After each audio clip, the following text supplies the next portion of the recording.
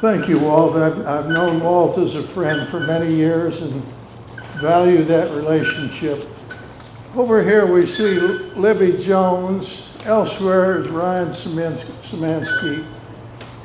I salute those two for all they do for this ship. If there were an Academy Award for reporting on the New Jersey and getting the word out, you would get it. Thank you, Libby. Thank you, Ryan.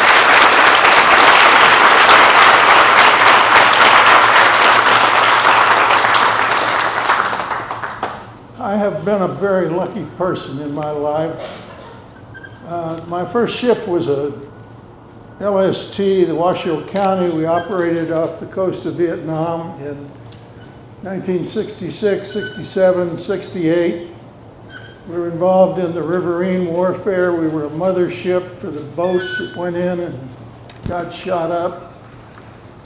And every once in a while, you will find somebody in your life who has an inflated opinion of your capabilities.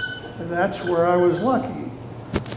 I put in a request to be transferred from the LST to the Battleship New Jersey, the only one then in commission. The skipper, again, a misjudgment on his part, but he gave me a glowing recommendation, wrote me a fitness report that I didn't really recognize, but accepted. And one day in early January 1969, I called my detailer at the Bureau of Personnel, and he said, "I've got a job for you on the wagon." My heart leapt with joy. You so seldom get exactly what you ask for. There was an issue of Naval Institute proceedings that come out a little earlier, had a pictorial spread on the New Jersey. I was so excited I could not get to sleep that night. And I have felt good ever since about the experience of serving in this ship. I should add that there was no memo that came around that said what the uniform of the day was for presenters, but I figured you cannot go wrong with navy blue and gold. So here I am.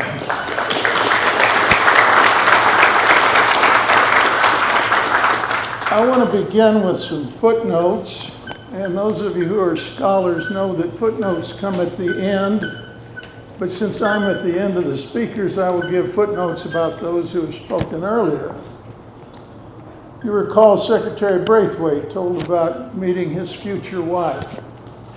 In 1969, the New Jersey trained up to go to a second deployment to Vietnam. We had a wonderful midshipman cruise, went out to Hawaii. Among the things in my memory bank is watching the first step of Neil Armstrong on the moon on the lifeguard's TV at Waikiki Beach.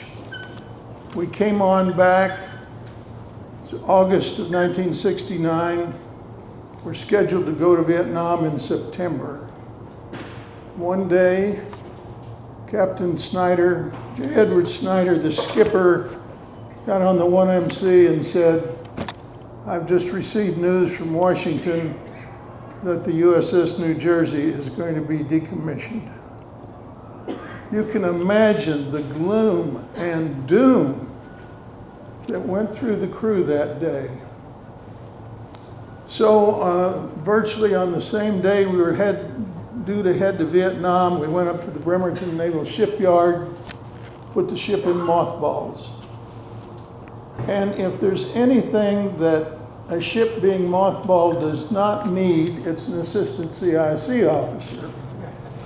So I called my detailer at the Bureau of Personnel and said, "What's in store for me?" He said, "Well, you've served your obligated service, so we can give you two choices.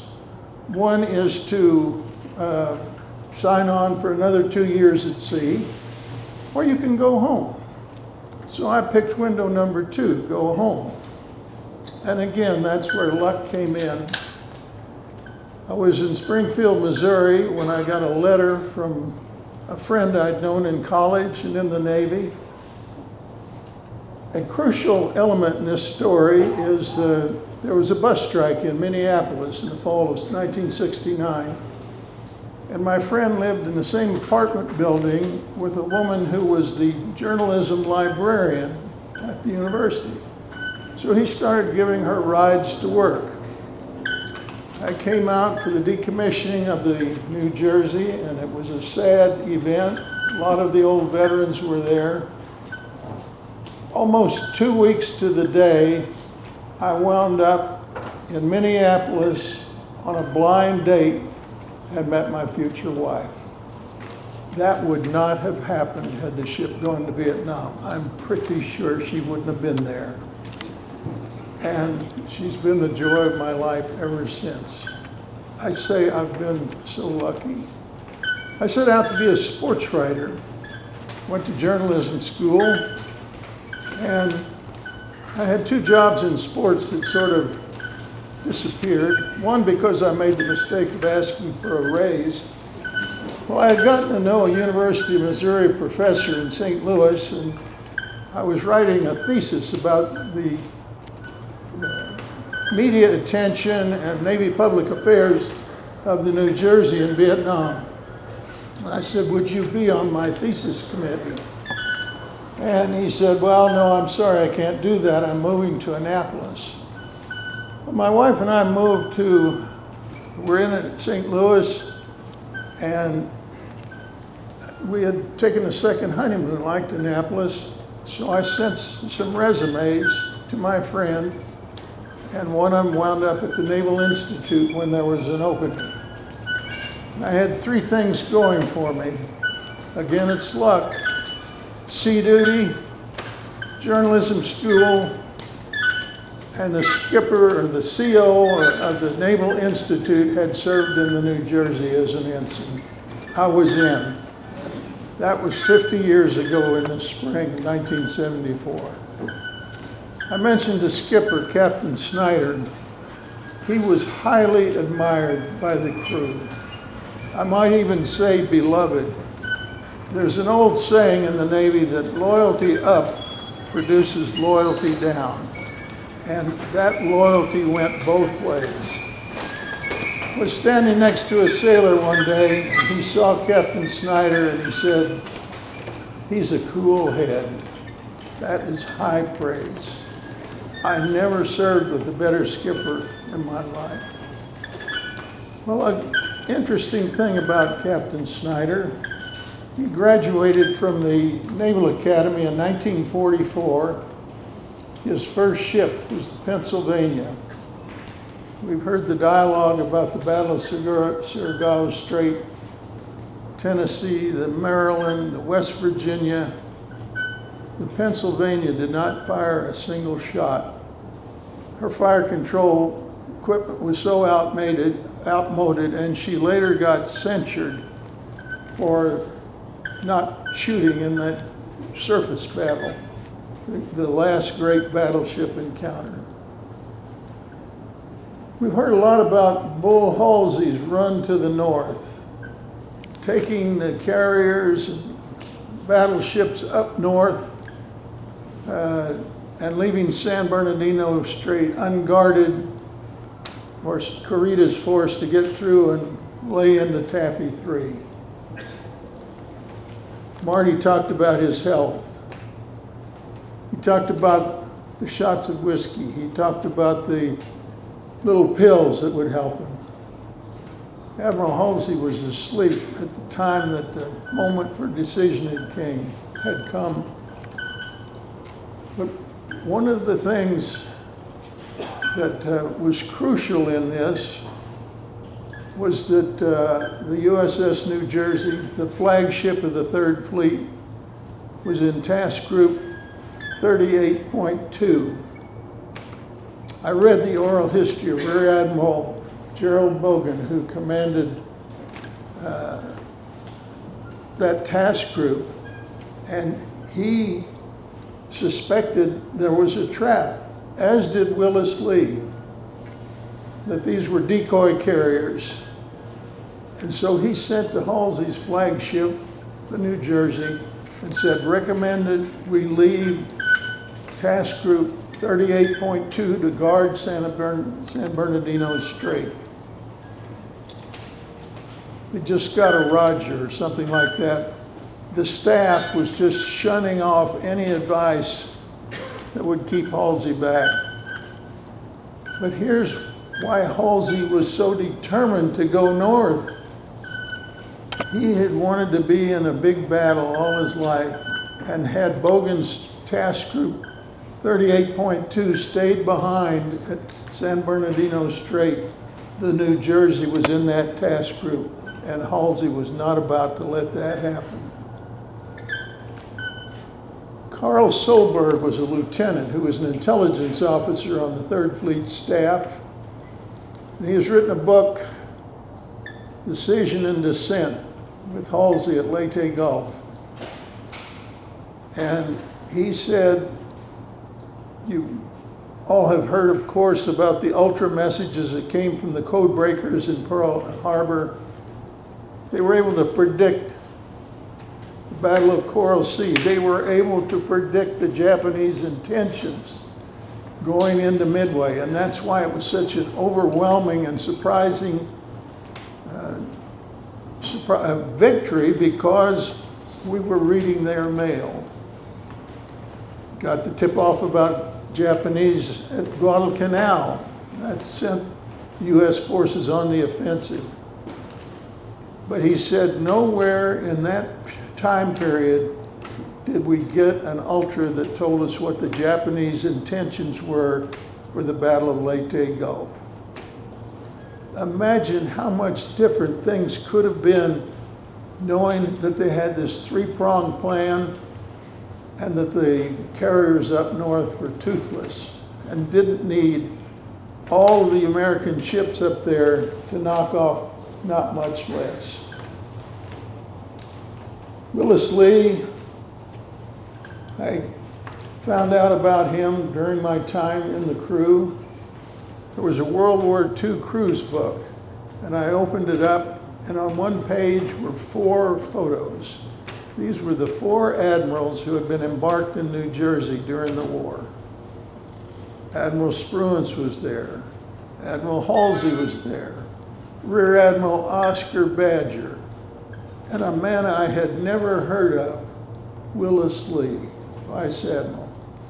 He was on board only temporarily. His flagship Washington had been damaged in a collision, and so the New Jersey was available. But that lit the spark.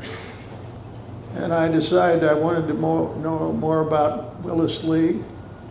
I decided I want to write a book about Willis Lee. So in 1975, I went to the director of naval history, Vice Admiral Ed Hooper, who had been a shipmate with Lee in his flagship Washington in 1942 at the Battle of Leyte Gulf. He gave me a great deal of encouragement because he had such respect. They were both gunnery experts. So in 1975, I began sending letters. I began interviewing people who were still alive, who had served with Lee, including his flag lieutenant, William Ertzen, who had become like a surrogate son to Lee. They had so much detail and provided insights into his personality. I even found a few people back in his hometown of Owenton, Kentucky, who told stories about what a mischievous individual he was as a boy. One person said that he had an unlimited supply of ammunition and unlimited enthusiasm for shooting it. Weather vanes, forest animals, took out a window at one of the houses and the glass fell on the dollhouse of the girl who lived in that room. He was a high school dropout, even though he was a brilliant man mentally. He went to the Naval Academy at age 16, one of the youngest in his class. And the people back in Kentucky had seen so much of his offbeat, uncontrolled behavior that they said, we were really surprised that he made it through a tough place like Annapolis. We thought he'd be back here shortly. He graduated in class of 1908, 4 years after Admiral Halsey did.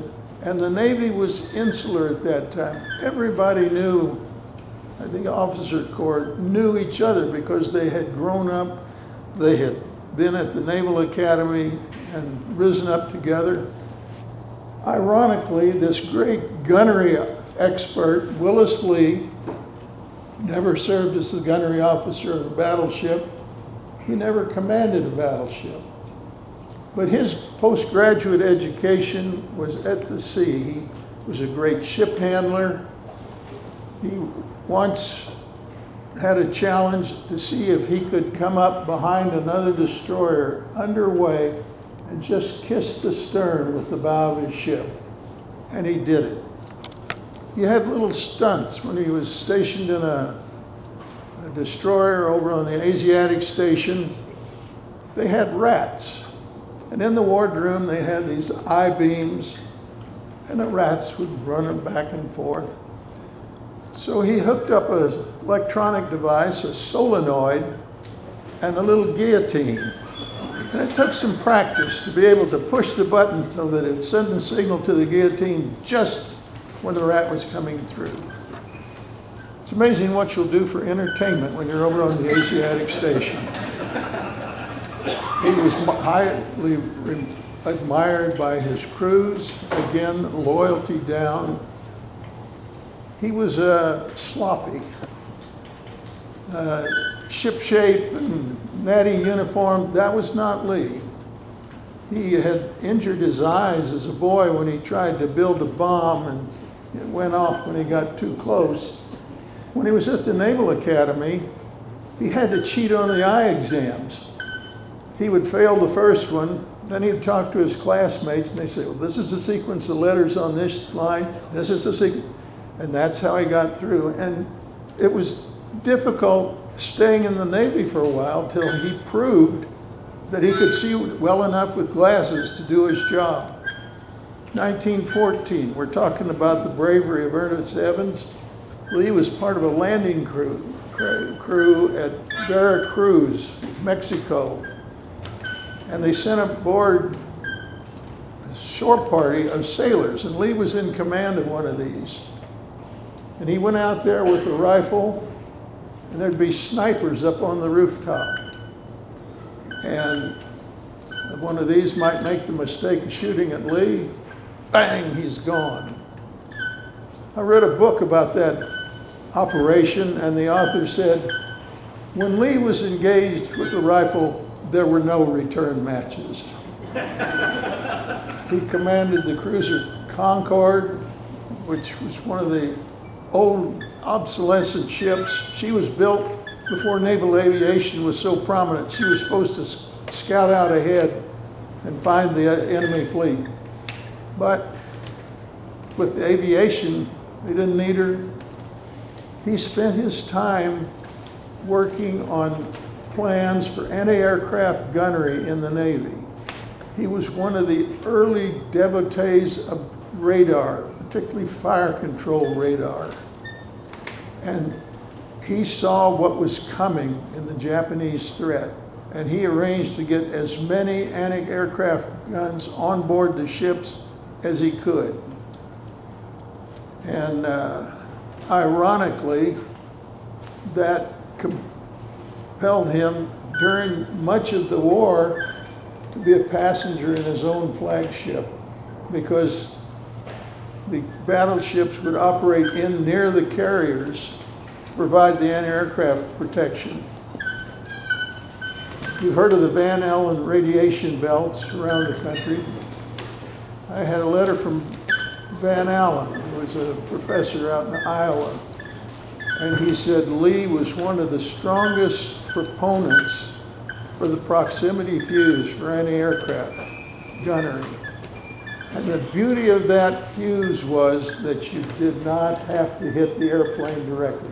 If you just got in the vicinity, that was sufficient. It would set off the fuse.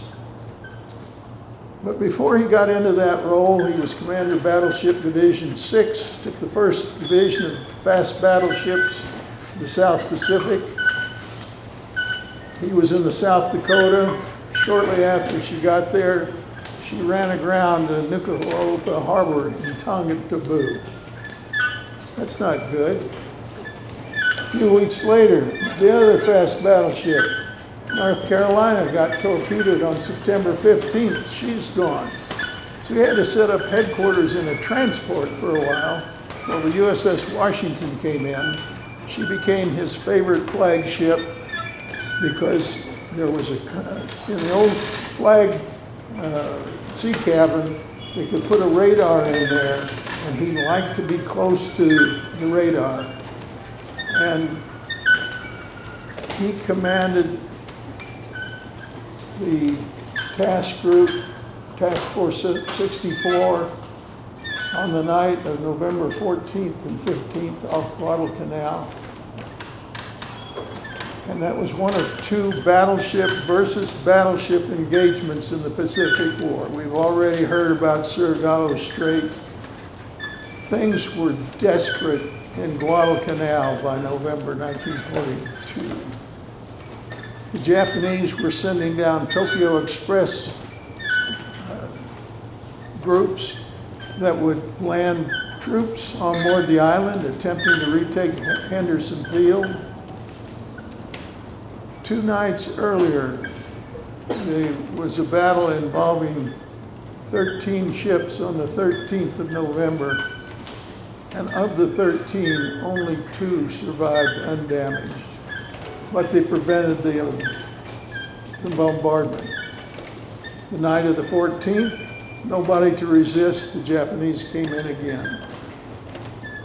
So now we get to the night of the 14th and 15th, and Lee is commanding this task force that had 4 destroyers up ahead in column formation.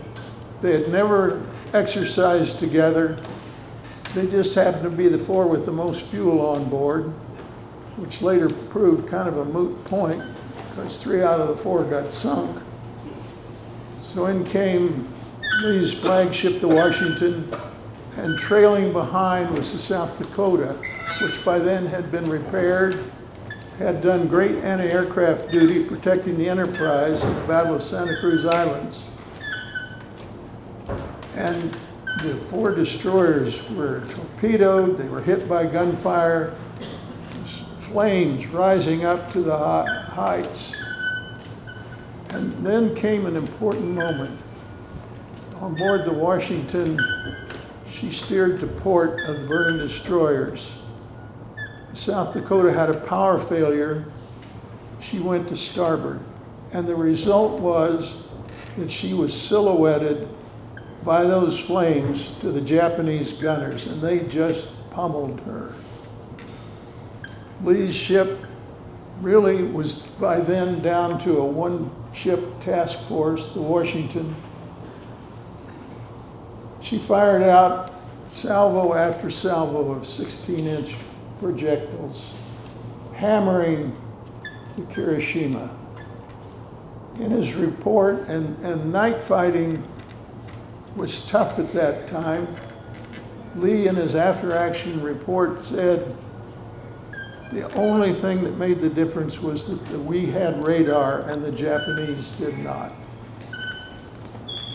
Lee, in his after-action report, said that he claimed 8 hits on the Kirishima. Robert Lundgren has done a further study, and what, you had maybe 20? So that's some pretty accurate gunnery. The Kirishima sank during the night. The Hiei had been pummeled by aircraft earlier in the day, so in that 2-day span, the Japanese lost the first 2 battleships they lost in the entire war. Then there was a lull leading up to the Central Pacific campaign.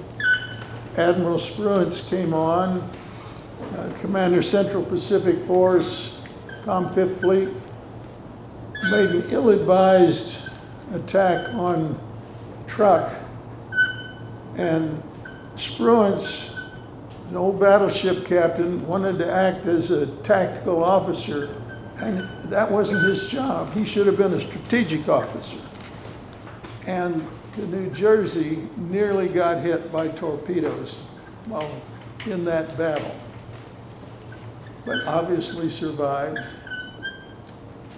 Then in June, Admiral Spruance was in command of the Fifth Fleet during the invasion of the Marianas. And the battle plan called for Lee's battleships and the escorts and cruisers to steam to the west, possibly face the Japanese heavy ships, because she had the firepower to deal with it. So she was pulled out of the carrier screens. Future Admiral Arleigh Burke was the chief of staff to Mark Mitcher, and he said, "Do you desire a night action against the Japanese heavy ships?"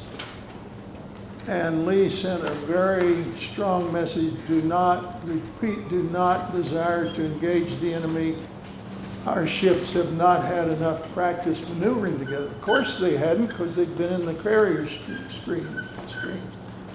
So Admiral Spruance was conservative. He was concerned about an end run by the Japanese. His job was to protect the beachhead and the American ships there. And so he concurred with Lee's recommendation, and they did not engage at night. A factor that had to be in Lee's mind was the hullabaloo at Guadalcanal with all the night shooting, and the Japanese, with their superior night vision, with their optics, would not have allowed a battle during the daytime. Some people criticized Lee for that. He should have been more aggressive. He was being more cautious, obviously. Then we moved to the fall of 1944, the invasion of Leyte. I had this is another footnote, I had the good fortune to interview 3 members of the crew of the Darter, which sank Korea's flagship. And one of them was the navigator, and they were chasing after a Japanese ship, and they ran hard aground on Bombay Shoal at high tide. So there's the Darter, unable to move. And I talked to the exec, who was also the navigator, and he said there's a provision in Navy regs that if you're in hot pursuit, you don't get punished for running aground. One of the lieutenants in the crew of the Darter was a man named Dennis Wilkinson. You may have heard his name. He was 10 years later the first skipper of the USS Nautilus, the Navy's first nuclear-powered submarine.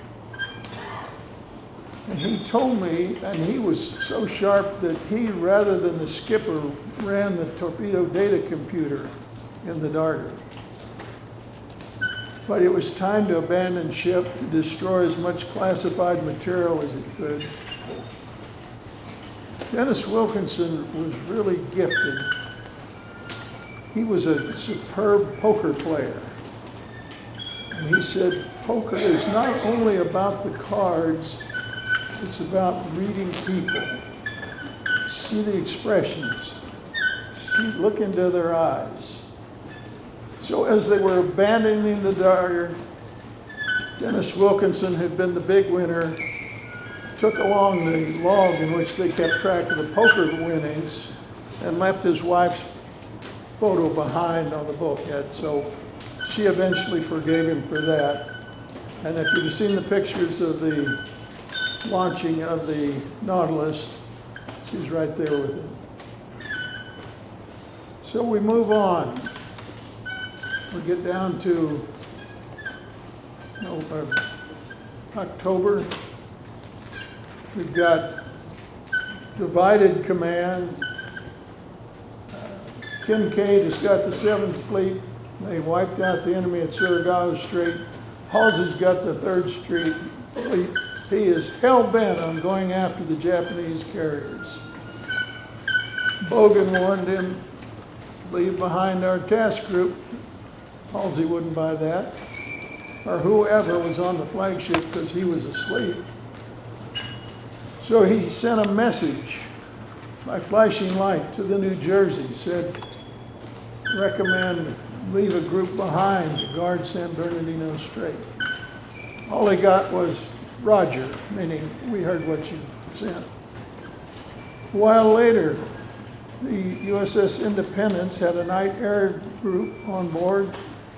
They went out and they saw that Corita, after having turned around under the pummeling, was now headed back east towards San Bernardino Strait.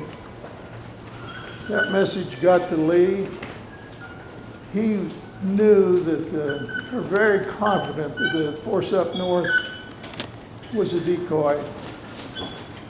He said, here's what the Independence ship planes have reported, that they're coming back. The navigation lights are on in the Sibuyan Sea. He's going for San Bernardino Strait. The message he got from the staff was, oh, we have that information. I would say that the staff did not serve him well. The intelligence officer, I maybe got it. The intelligence officer thought, well, we gotta go with what we got. And so they headed north during the night. And the signal came out, removed the battleships from the carrier screens. And Lee did it a little cautiously, because it's at night. You had big ships moving around, they might hit each other. And so they did. And I talked to another intelligence officer that was on Lee's staff, Ned Matthews, and he had the morning watch on the 25th of October. Said he went up high in the ship and he could see the ships, 6 battleships, steaming abreast, heading toward the Japanese. What a sight that must have been. David McCampbell was mentioned earlier as one of the few who got a Medal of Honor in World War II as a naval aviator. Butch O'Hare was another. He said he was up coordinating the air picture, and at one point he could see the Japanese and American forces steaming toward each other. And then, as we've heard, came that message from Admiral Nimitz, Turkey trots to water. Where is Task Force 34? The world wonders. In the meantime, Admiral Kincaid had been monitoring these messages and thought that Lee's ships were guarding San Bernardino Strait. But they weren't. Halsey assumed the Kincaid ships were there. And there's a distinguished historian named Richard Frank, who is like a vacuum cleaner and sucking up facts. He went down to the Museum of the Pacific War in Fredericksburg, Texas. He was going through the diary or the memoir of Emil Ottinger, who was a lieutenant in charge of communication security on the Pacific Fleet staff.